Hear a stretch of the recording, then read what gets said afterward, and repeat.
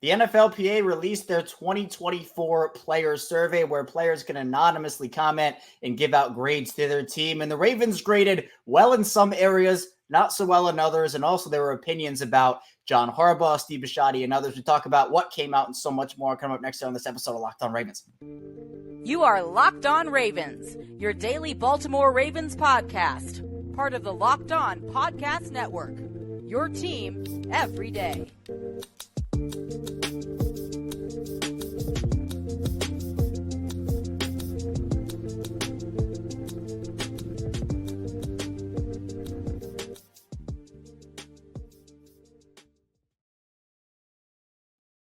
Welcome into another edition of Locked On Ravens. We are a daily Baltimore Ravens podcast, and I'm your host, Kevin Ostreicher of Ravens Wire. We're here on the Locked On Podcast Network, your team every day. Thanks so much for being here today on this Thursday and making Locked On Ravens your first listen each and every day. As always, we're free and available on all podcasting platforms. So on YouTube, you can subscribe and follow along over there.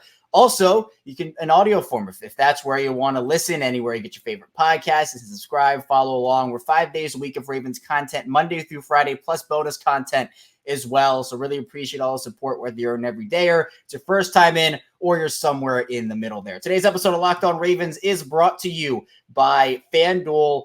Make it from more right now. New customers get $150 in bonus bets. One winning $5 bet is $150 if your bet wins. Visit FanDuel.com/lockedon to get started. We have former Baltimore Ravens wide receiver and a Super Bowl champion, Qadry Ismail, back with us in the building. Q, there's been a lot of different topics this offseason as we kind of wait for free agency and wait for the draft. We're in the middle of the NFL scouting combine right now. We'll get to what John Harbaugh and Eric DeCosta had to say, some takeaways from your side of things, what you had to see there, and then your big things.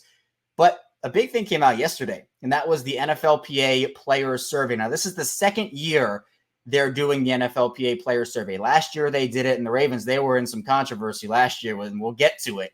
But this year, it comes out, and the Ravens had some good marks and some not so good marks. I'll first just read off generally out of all the categories where their grade was and where it ranked out of 32 teams. But before I get to that, Q, how cool would it have been to have something like this when you were a player? You know, you could anonymously say, hey, you know what? I like what we're doing here, but I want to recommend this, or I don't like what's going on here. And you're not going to know it's from me because it's anonymous. Yeah, no, here's the crazy thing about it. As you asked that question, I immediately go to how it was like this unofficial, who were the really good teams to play for and not play for, and teams that really stood out that were not to play for were Cincinnati and Arizona. And they were like the cheapest of the cheapest and just bare bones minimum. I guess you can throw Cleveland in there as well. They kind of had like this really just kind of a scenario for themselves as well. So, yeah, there were some teams that you just was like, yeah, I don't really know about that one. And now we know, it's full display for the public, everybody getting involved. And I think it's honestly a really good thing that this is happening because I think it exposes some things about certain organizations. And you talked about Cincinnati, Arizona. Those are two teams that did not pass with flying colors whatsoever both years, both last year and this year. There have been controversial topics with both of those. But for the Ravens in particular, Q, here are the grades. So category grade and rank out of 32. Treatment of families for 2024, Ravens got a B- grade. That was 9th out of 32. Food and cafeteria was a C+, 17th out of 32. Nutritionist / dietitian, B-, 19th. Locker room was a B- at 14th. Training room, C+ at 21st. Training staff, B- at 22nd. Weight room, B- at 21st. Strength coaches, B at 23rd. Team travel, C- at 21st. Head coach, B+ at 20th. And ownership was an A. That was 4th out of 32. So a lot of 20s in there, like high teens to low 20s. How much weight does this carry with you in terms of the players? Because the Ravens are widely considered as one of the upstanding organizations in this league.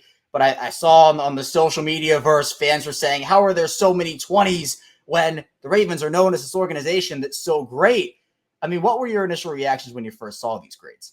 Part of my reaction, obviously, Steve Bisciotti, when he took over as a owner, the majority owner, it was, hey, I want this organization to be a top-notch organization, and I want good people running it. I think the way in which the castle was designed and one winning drive kind of took its shape, really to be the premier destination for a player, to kind of want to feel like he's at home, even though he's at work, to really put a lot of thought and care into, the little details of making sure the hallways are extra wide because you got, big boys walking down a hallway next to each other. You don't want to feel claustrophobic.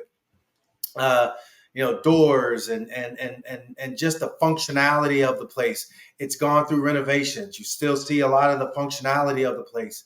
One of the things I think that could potentially give Steve Bisciotti an A is the fact that he was saying, hey, you want to play on grass, you want to play on synthetic surface. And overwhelmingly, guys, like, we want to be on natural surface. Boom, change the stadium, go ahead and make it happen. I do know from my time working with WJZ that we go down and have conversations with the grounds crew. They do an unreal job of making sure that surface is just high quality playing surface. So that's from an ownership standpoint. Obviously, when you talk about some of the other numbers, holds the feet to the fire. You can't get an A all the time, but sure, there's room for improvement. There's room to grow. And I think that's something that if you're John Harbaugh, if you're Eric DeCosta, if you're the head trainer, if you're the, head chef, and or because I know they have a organization that they cater out to service them. Okay, make sure y'all stepping up your game and not getting sloppy with it. So if you're holding my feet to the fire every year and I'm not making Pro Bowls or All Pros and you're judging me harshly, well, the mirror's looking right back at you.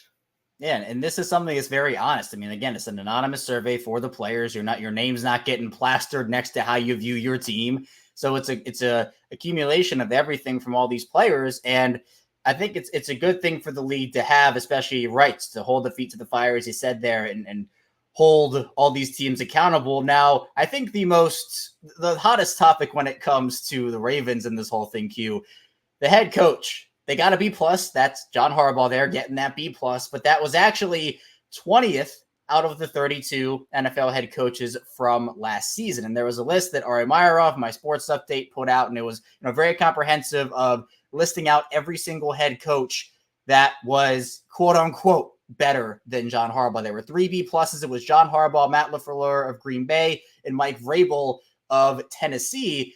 Now, what they also do in the survey, Q, is they put little blurbs under each category just of, okay, this was a result, and there are other questions that they ask. So you have the general grade, then they break it down a little bit further. For the head coach, what the NFLPA has here is 79% of players feel that head coach John Harbaugh is efficient with their time. That is 25th out of 32 coaches. And the players feel John Harbaugh is somewhat willing to listen to the locker room, which is 21st overall out of 32 coaches. So some true feelings, I guess, being revealed there. Does that shock you that both those are in the low to mid 20s? Sort of, but I think what we see on the outside and what really goes on the inside are, some of the things that are detailed. You got an entire team. It's not just a star player that just because they're playing well or playing good and they got a fat contract, you're gonna listen to them. I think when it comes to everybody across the board, their feelings matter, and so you're going to get guys who feel really good about it, and guys like, dang, I don't think that my voice is being heard, or I'm really, depending upon when this survey was taken, it's this, a scenario where the team is just balling and really good, or if this team is just okay. And I think also a big part of it too is we've kind of seen John Harbaugh undergo this transformation almost. I know you and I have talked about it. A lot of other people have talked about it. We're very early in the John Harbaugh tenure. I mean, you've seen the change, being around the organization and working with WJZ, how he was when he first came into the league versus where he is now.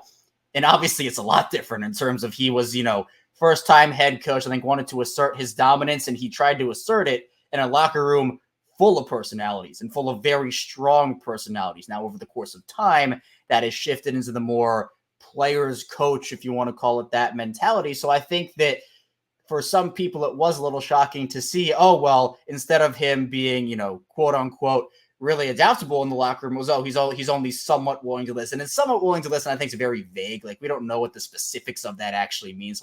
I don't want to say, oh, well, he doesn't listen at all because this survey says so. We don't know the actual specifics of it.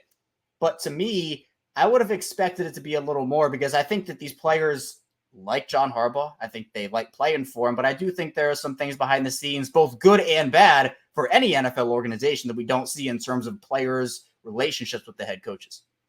Yeah, and I mean, you hear glimpses of thought that come out, and you hear veteran players feeling like, John's a fair guy. How is it, what did Rashad Bateman say when Rashad wasn't necessarily feeling the love from him? When was this, interview or survey taken? And that time matters compared to when it actually, the season unfolded, if it was fresh off of, a season. There's so many variables, but I don't want to, again, not hold John Harbaugh's feet to the fire and saying that, you're not perfect and you got to continue to strive to, it's a different flow, and leadership is fluid. We see it with Bill Belichick and his ways, that militant way, he's just not going to change. And sure, for a huge block of time, 2 decades, I mean, you ruled the roost and your way was law. But we're even seeing, there's documentary on the Patriots and the Patriot way and all that, or you hear some of the podcasts that come out. But yeah, I think that's where you look at, just different coaches and different people, and how can you connect with today's athlete. You're always constantly trying to stay true to yourself and how you feel things should be done, at the same time bringing in an understanding of other people. And that's a very delicate thing to do. It is. And I think for John Harbaugh and any NFL head coach, you have to, one, listen to your players, understand their ideas, and not just say, hey, this is my way, we're going to do it. Obviously, you're the head guy. There's some level of, hey, I'm the head coach here, we're doing this, we're doing that. But I think a good culture and a good locker room, whether it's during a game, listening to, hey, coach, I think we should be doing this, and, we should try this out. Obviously, you have a game plan. You work with your coaches and your players on a game plan, but it's just so many different levels. And I agree with you, Q. I think John Harbaugh's feet have to be held to the fire, but there are good and bad things about him, about every NFL head coach, and we certainly see that reflected in the survey here. And coming up in the second part of the show, we'll be getting into what the players had to say about Steve Bisciotti and a former Ravens coach in Steve Saunders. All that and more come up next here on Locked On Ravens. First, this show is sponsored by BetterHelp. What's the first thing you'd do if you had an extra hour in your day? Would you go for a run? Would you take a nap? Would you read a book? Maybe show up for a friend? A lot of us spend our lives wishing we had more time. The question is, time for what? If time was limited, how would you use it? The best way to squeeze that special thing into your schedule is to know what's important to you and make it a priority. Therapy can help you find what matters to you so you can do more of it. Therapy has so many different benefits, whether it's learning positive coping skills, how to set boundaries, and empowers you to become the best version of yourself. In addition to those who experience major trauma, it's for everyone. If you're thinking of starting therapy, get BetterHelp and try. It's entirely online, designed to be convenient, flexible, and suited to your schedule. All you have to do is fill out a brief questionnaire to get matched with a licensed therapist and switch therapists anytime for no additional charge. Learn to make time for what makes you happy with BetterHelp. Visit BetterHelp.com/lockedon today to get 10% off the first month. That's BetterHelp, HELP.com/lockedon. We're back. Our second segment of Locked On Ravens. Kevin Oestreicher still here with Qadry Ismail and Q. We talked about the Ravens players, and their true feelings with John Harbaugh. Now, same thing with Steve Bisciotti here. They actually added the head coach and owner categories this season. They weren't in the survey last year, so I like how it's expanding a little bit. Now, the Ravens, I mentioned it, they got an A for ownership. It was 4th in the league. And the point, the little bullet point that the NFLPA put under it is club owner Steve Bisciotti receives a rating of 9.6 out of 10 from the Ravens players when considering his willingness to invest in the facilities. Again, that comes in at 4th overall. Bisciotti is someone who is uber competitive. He wants to see this team win. He has certainly invested in the team in many, many, many different ways here. This doesn't shock me whatsoever. I think Bisciotti is one of the best owners in the NFL, and it's not particularly close. Yeah, I mean, I've been to a lot of facilities, and owners somehow forget that, yeah, you're human. And at the same time, this is a zero sum. Hey, you either win or you lose. Boom, that's it. Well, same time, to get into that win column, there's a way in which you can help push guys into that mindset of winning compared to other teams where you pinch in pennies. And I've seen it where team owners have pinched pennies. Give you a prime example. Gatorade. Gatorade is a national NFL contract. My God, man, you can get as much Gatorade as you want.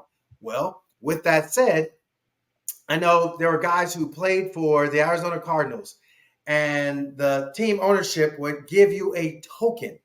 You would have to get a token to put into a machine to get a limited amount of Gatorade.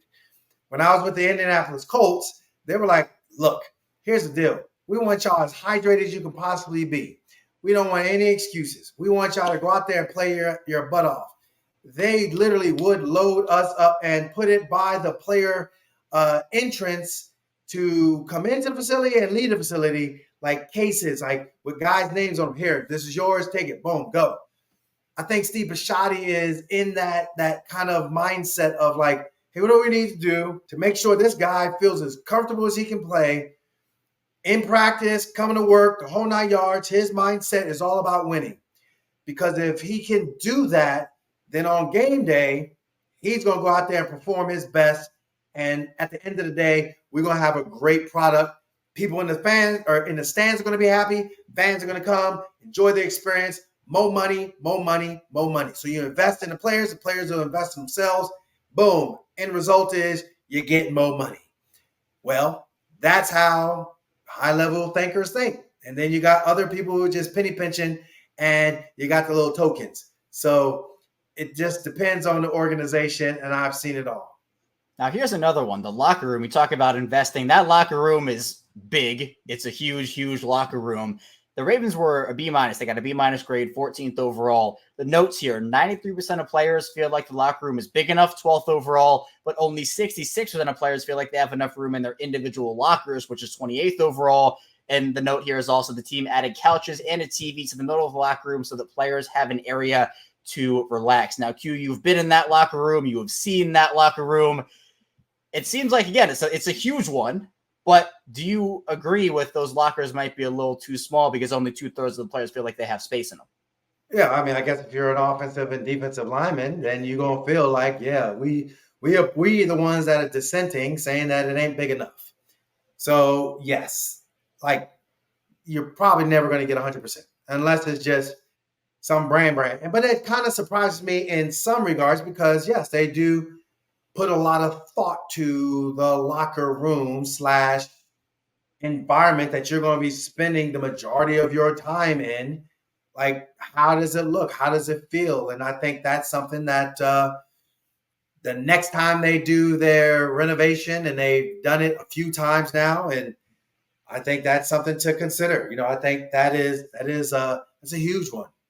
Yeah, it's big. And the other rooms here, you got training room and weight room. I'll read these points off to you, Q. Ravens first got a C+ for their training room. 21st, only 79% of players feel they have enough full-time trainers. That was 28th overall. Only 74% of players feel they have enough full-time physical therapists. 25th overall. 80% of players feel like they have enough hot tub space. 21st overall. Only 76% of players feel like they have enough cold tub space. 26th overall. Players want more staff and more resources in the training room. A lack of training staff makes it more difficult to recover and be prepared to play well. So I'll actually stop it there before we get into the weight room. You obviously have a background in training, a background in knowing the body and just how different athletes can react to different things. Do you think there has to be more training staff in there to get the most optimal ability to go out there and play on a full-time basis? And what do you think needs to change there? Yeah, the wellness program is basically what it is. You can have equal talented people, but the one who can recover the fastest, that's the one that's going to win. I've said that from Jumpstart. And I remember even postulating that, like, there was a guy very in his prime, fast, just quick, boom, defensive back. And I'd go up against him during my time up in Minnesota during training camp. And I remember, I don't know what it was. I ate something, rested up well. I was feeling good. Went out there. He was all pro. I'm a young receiver. and I just had my way with him. And I was like, wow. Came back, and I didn't have as good of a recovery. Again, young receiver, not really knowing. And like he just dominated. And I was like, man, like what the heck? And I was like, man, I just feel like if I could recover, I'm unstoppable. And so that's where that mantra of, two equal guys. You can have the greatest of talent, but the one who recovers the fastest is the one who wins. When you're talking about, a wellness program of cold tub, hot tub, the way in which the training staff, views you. Do they view you as like, you're complaining, or do they view you as like, leave no stone unturned? Here's some of the latest modalities. Here's some of the understanding and the broadening of my way in which I can treat you. That is worth its weight in gold, because oftentimes, I know even back in the day, a couple of decades ago, but even in some recent decades, where guys would go outside the facility because, again, team ownership was too, quote unquote, cheap, or you had this kind of politicalness of like, well, we don't really know if we can help you in that regards, but you'd willingly give them a pill that would jack up their liver long term. Okay. So there is a nuance to healing. And at the same time, I appreciate, again, the fact that, yes, the training room, C+. Hey, could it be better? Let's hold your feet to the fire. The training staff, I know those men. I know they care an awful lot. But has there been times where it's overwhelming and they weren't able to get to a guy? Those are things that clearly guys are saying, hey, get a B-, hold your feet to the fire. Probably could have had a little bit better, but not that. You can always improve. You can always be better. And I think the Ravens, especially when it comes to their strength staff, they made a change that I think a lot of players really enjoyed, for lack of a better term. So coming up with the final part of the show, we'll talk about Steve Saunders and them moving on and what the results were for the Ravens. Plus, we'll get into John Harbaugh and Eric DeCosta's presser from the NFL Combine and look at takeaways from that. All that and more coming up next year on Locked On Ravens. First, this show was sponsored by FanDuel Sportsbook. Get buckets with your first bet on FanDuel, America's #1 sportsbook, because right now new customers get $150 in bonus. That's with a minimum $5 bet. It's $150 if your bet wins. There's no more football season, but basketball's in full swing. The MLB following up closely behind it. I'm a big Denver Nuggets guy, so I've been watching them, Nikola Jokic, close. So you can bet on all your favorite NBA players and teams with quick bets, live-saving game parlays, exclusive props, and more. So if you want to bet Nuggets, if you want to bet Nikola Jokic, definitely do that on FanDuel. Just visit FanDuel.com/lockedon and shoot your shot. FanDuel, official sportsbook partner of the NBA. We're back. Our final segment, Locked On Ravens. Kevin Oestreicher and Qadry Ismail still talking with you. Really appreciate everybody for tuning in today and making Locked On Ravens your first listen. Be sure to subscribe in audio form, in video form, the whole 9 yards. We got you covered. Ravens content 5 days per week. Now, Hugh, we've referred to Steve Saunders by a lot of things in terms of him being the strength coach, and he actually, he has a practice outside of the Ravens. But I think F- was the thing that has stuck with him. If you're kind of thinking, what's the first thing that comes to your mind when you think of Steve Saunders? The Ravens last year in the 2023 player survey got an F- for their strength staff. Obviously, the head of that strength staff was Steve Saunders, who was part of a couple of controversial things. There was a whole COVID outbreak during 2020, and there were rumors about that whole thing, but also the amount of injuries the Ravens suffered, the intensity that Steve Saunders' program was. We heard Derek Wolfe speak out about it. We heard a couple other people speak out about it too. The Ravens move on from Saunders, and the 2024 player survey, you have the Ravens go from an F-, which I didn't even know was a real grade until that happened, until you move to a B. And you hear 90% of players feel like they get individualized plans, 22nd overall. Players feel the strength coaches moderately contribute to their success, 26th overall. But the big thing here, Q, the last point, players are happy with the change in strength coach and feel they have a better working relationship and can be more productive. That's a very big thing to say. And again, this isn't just one player. This is the collective mindset of the team. I think it's safe to say that, look, the players were not happy with Steve Saunders based off not only the F- grade from last year, but them clearly speaking out and saying, hey, it's so much better without him around this year. Bruh, I promise you, like, again, from a training staff aspect of things, you got to make sure you got guys listening to you. But from a strength aspect of things, you have to have your strength coach listen to you. And again, it's a new era. Guys recognize their body, they are working out year round.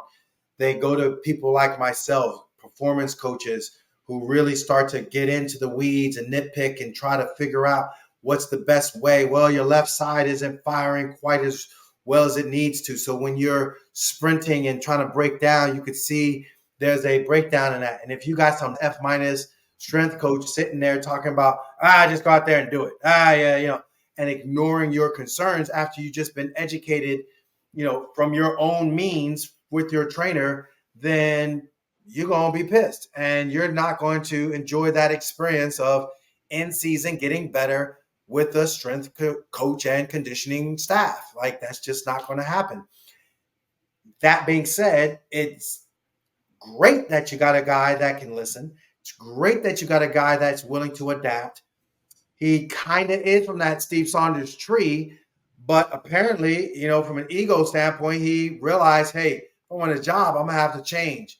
And so I think that was a positive, that you saw change happen and it worked for the guy's favor. We saw multiple times where, for example, Zay Flowers would say, man, as they call him, Odell Beckham, and or Nelson Aguilar, both Nelly and O would be telling him how to work out, how to train and get their bodies into a position to get ready for game day. And so while he was fresh and ready to go because of him being fresh legs, you still have veterans who were able to influence him, but you're not getting that influence if, in fact, the strength coach is being a jerk. So I think that really says an awful lot about the strength and conditioning staff, that they were wise enough to change their mindset.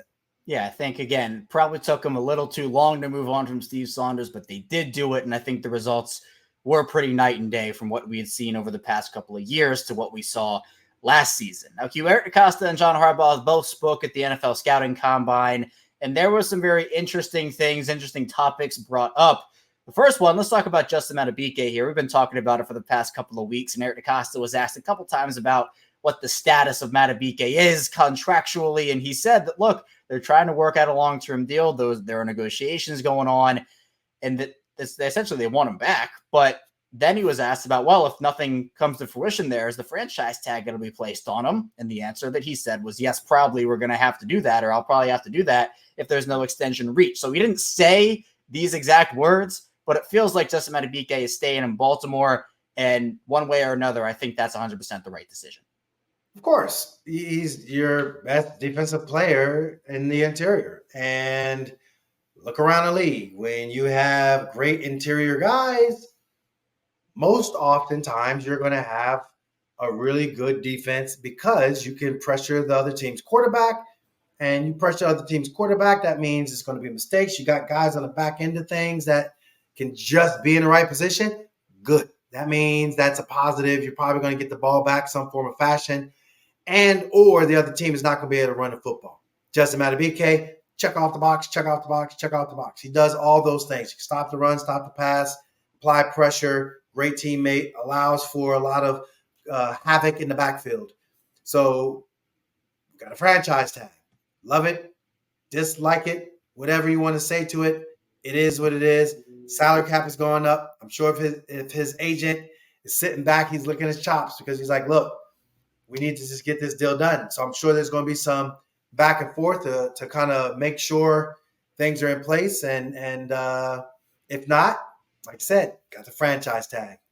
Yep, that price, that salary cap, it's up, and Madubuike is going to get a bigger deal because of it. And obviously, if the Ravens do franchise tag him, that's going to be $22.1 million. And as we learned with Lamar Jackson last offseason, Q kind of going through that whole situation, Lamar's franchise tag number was around like $36 million or something, $36 million. And that was on their books as a fully guaranteed 1-year cap hit until the extension was signed. So ideally, the Ravens get the extension done with Madubuike so that they can make that first year salary a little lower. And then you can maybe bring in a couple of free agents earlier in the free agent process, as opposed to having a $22.1 million cap hit that maybe limits you in some ways or other shapes or forms. And speaking of that, Eric DeCosta talked about the running back position and said that they're going to need more than 2 running backs. And what he's referring to is Justice Hill and Keaton Mitchell. You have J.K. Dobbins, Gus Edwards, Dalvin Cook, all free agents, and Mitchell himself tore his ACL, so we're not sure where he is in his recovery right now. Maybe he misses a part of the season here. So your only healthy non-free agent running back on your roster right now is Justice Hill, who was great for him, but as Eric DeCosta said, you need more than 1 or 2 guys. He said that there's probably going to be some acquisitions along the way in terms of them adding maybe through free agency or through the draft. So it feels like for you, we could see a pretty different running back room in 2024. Yeah, and I think, I mean, that's standard. You know it is. Like we know, yeah, running backs, the position has been devalued. They're going to look at, a guy, bringing him in. Sure, you look at guys like a Keaton Mitchell. Who's the next Keaton Mitchell? Is there a guy out there that kind of has that explosiveness? We've seen it across the board with so many teams, so this isn't anything new. And I think, the guys that were there, were dependable. John Harbaugh talked about how, right after the AFC Championship game, they, needed to figure out a plan to help this offense and Todd Monken. And I think running back is priority not maybe priority number 1, but replenishing that backfield is a priority. But I don't think it's a scenario where if you don't have those guys back, it's necessarily a bad thing. Right. I think, again, for a J.K. Dobbins, is there a fresh start wanted there by both him and the team? Potentially. For Gus Edwards, is there a fresh start maybe there for both? Maybe. But I think that, again, Dobbins is a little more tricky because of the injury history, but Edwards is still a good player, so you don't necessarily have to force and say, all right, you 3, you're out the door, or just revamping the room altogether. There is still a shot that a guy like Gus Edwards comes back. I mean, during the press conferences, we heard, still text him with Gus Edwards. Eric DeCosta is going to text J.K. Dobbins. So we'll see. But I would expect not everybody is going to return there, much like you. I expect not everybody to return on the offensive line. And both Eric DeCosta and John Harbaugh during their press conferences acknowledged that there is some work to be done there in terms of building it out. I think over the next 2 or 3 years, starting this offseason, we're going to see a retooling of that line that will include, probably by the end of that 3rd year, 4 new starters, because Tyler Linderbaum is your piece. He's your guy in the middle. But then everybody else is not a long-term piece. Ronnie Stanley, not a long-term piece. Morgan Moses, not a long-term piece. John Simpson and Kevin Zeitler are both free agents. So how would you expect the Ravens to kind of attack this, Q? Would you expect 2 new starters on the line, 3 new starters on the line? Do you think they're going to try to run it back for the most part and maybe try to get 1 or 2 new guys in there, but not change it up as much as maybe some people want?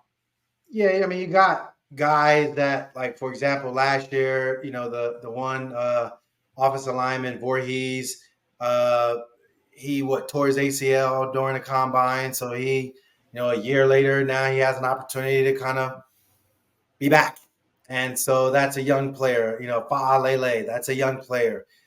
You got a slew of young players that you're going to see. And then you're going to have competition as far as who drafting wise you want to put into this equation as far as competing for Ravens starting job. We heard, both Eric and John at the combines and at the end of the year meeting that, what did they prioritize? A big, strong offensive line. And so some of the names that you mentioned, whether it be Moses or Stanley or whatever, if it's a scenario where it's too much and they got to figure out how to retool, then so be it. This is the life of a team on a franchise quarterback's second contract. You can't have everybody have everything, but it's pressure on you, the scouting, that you're going to get good players to fill in the blanks, and it's pressure on you as a coaching staff because you got to go out there and you got to show that, you can develop. You can develop a Voorhees, a Fa'alele and company. You can develop these guys and make them, better than what, the fan base thought. And at the same time, feel comfortable that, we got a franchise quarterback. He feels pretty good with the guys around him, so he can go down the field and make some plays. Right. All starts up front, and we're going to see some retooling over the next couple of seasons, but it's going to start this offseason. We're going to see how many guys return to the fold there. Q, I appreciate you. Thanks so much for hopping on with me again, talking some Ravens. Tell people where they can find you and what you're working on, as we're just a couple weeks now away from free agency. Yeah, we talk about the combines, and that's obviously testing your movement. And while it might be the underwear Olympics for the NFL, I think at the same time, if you are a high school, college, or even a budding trying to get into the league or in the league professional, missiletraining.com, check out my site. You can understand better movement and how to work through some of the kinks and issues that you might be facing. At the same time, if you're just a general person and or a young athlete, ages from 7 all the way up to my oldest is 84, we get it done. It's all about movement brilliance. missiletraining.com. And at the same time, you can find me on WJZ. Actually, I will be on Purple Playbook talking about this upcoming opportunity to listen to Eric DeCosta and John Harbaugh at the Combine, but seeing who's who at the Combine. So WJZ is also where you can find me. The links will be in the description below. You can follow him on Twitter/X at I am Qadry Ismail. You can follow me over there at KaosStriker34. Same thing on Instagram, trying to start that up as well. And you can subscribe and follow along here on Locked On Ravens. 5 days a week, Ravens content, video form, audio form. We have you covered. That's all I have for you here today on Locked On Ravens. Coming up tomorrow, I'll be rounding out the week with more Ravens content. Stay tuned. I'll stay right back here tomorrow on Locked On Ravens.